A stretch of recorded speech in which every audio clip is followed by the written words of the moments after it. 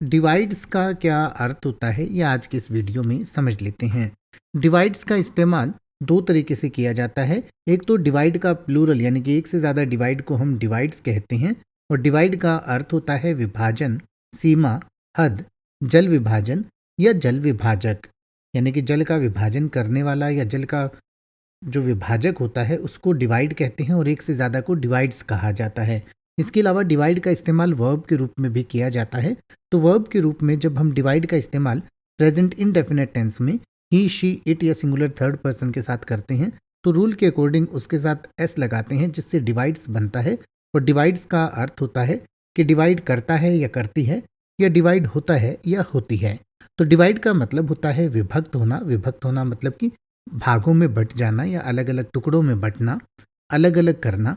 विभाजन करना, विभाजन का भी यही मतलब होता है कि अलग अलग भाग कर देना किसी चीज़ की। भिन्न मत होना, भिन्न मत होना का मतलब है कि अलग अलग राय होना। भाग देना, भाग देना मतलब जैसे हम 6 को 3 से भाग देते हैं तो 2 उत्तर आता है, तो उस तरीके से भाग देना।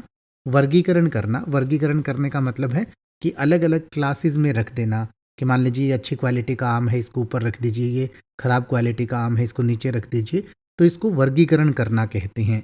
इसके अलावा इसका अर्थ होता है विभाजित करना। विभाजित करना मतलब बांटना, मतभेद करना, काटना, भाग करना, अलग करना या बांटना। जैसे कि अगर आप ये कहना चाहें कि इस बिंदु पर यह नदी दो धाराओं में विभाजित हो जाती है, तो आप कहेंगे the river divides into two streams at this point. The river divides into two streams at this point. या अगर आप ये कहना चाहें कि वह अपनी ऊर्जा को राजनीति और व्यापार के बीच बांटता है, तो आप कहेंगे he divides his energies between politics and business. He divides his energies between politics and business. अब आप ऐसे ही किसी भी वर्ड का मतलब हिंदी और इंग्लिश में YouTube पर सर्च कर सकते हैं। आपको मेरी वीडियो मिल जाएगी जिसमें आप बिना किसी फालतू बकवास के सीधा उस वर्ड का मतलब समझ पाएंगे। तो ऐसी ही वीडियोस को देखते रहने के लिए चैनल को सब्सक्राइब करें और बेल आइकन को प्रेस करें।